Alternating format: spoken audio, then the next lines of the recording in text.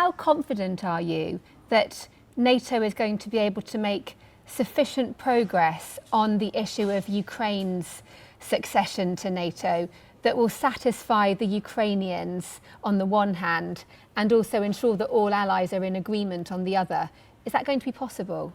Yes, absolutely. Then I'm not saying it's always easy and straightforward, because when we are many allies, of course, there are different positions, different views. But that's nothing new. That's the way NATO is operating. Is always faced with different positions. But the strength of NATO, which we have proved again and again, is that we are always able to unite around a common task, a common message. And do you think that President Zelenskyy will come in person? Do you think that the overtures from NATO will be sufficient? Of course, you can never be 100% certain, especially since he's president in a country which is in the midst of a war. But I look forward to welcoming him. I've talked with him several times. And not least to welcome him to what will be the first inaugural meeting of the new NATO-Ukraine Council, where all the NATO allies and Ukraine will meet as equals.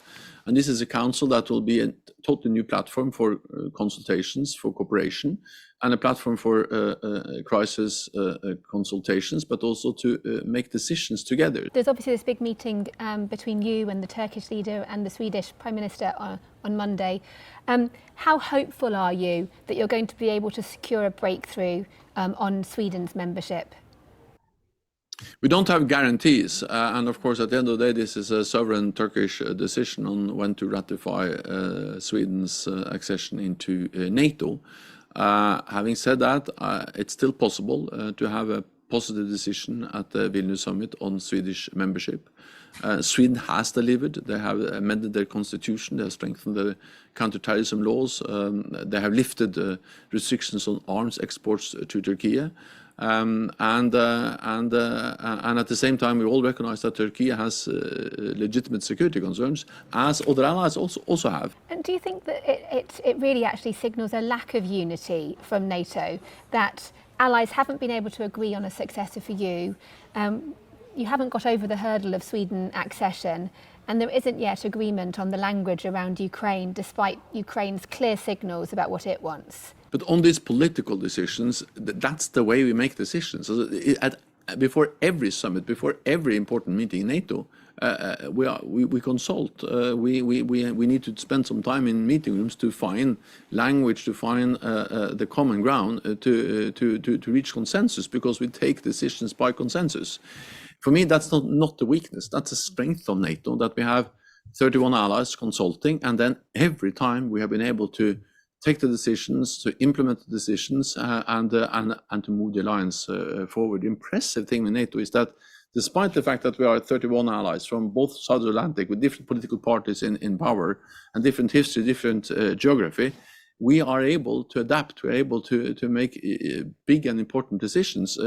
Also, after war or after full-fledged invasion of Ukraine, we immediately deployed thousands or more troops to the eastern part of the alliance, United Kingdom part of that, and we have delivered unprecedented support to Ukraine. So I'm confident that also this time we will make the necessary decisions, and not only make decisions, but actually implement them. And that's the way NATO has worked for 75 years and will continue to work.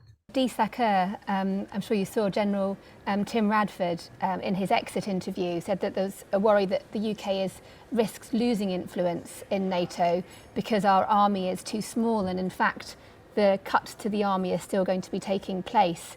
Are you worried that the UK is losing influence or at risk of losing influence? The United Kingdom is a highly valued ally, which is contributing in many different ways to the alliance, with land forces, but also naval forces and air forces, and participating in air policing. And of course, the United Kingdom is also one of the few nuclear powers in the alliance. So of course, all allies, even the United Kingdom, can do more, but the reality is that the United Kingdom is really contributing, and has contributed, and will contribute to our collective defense, our shared security, in an extremely important way.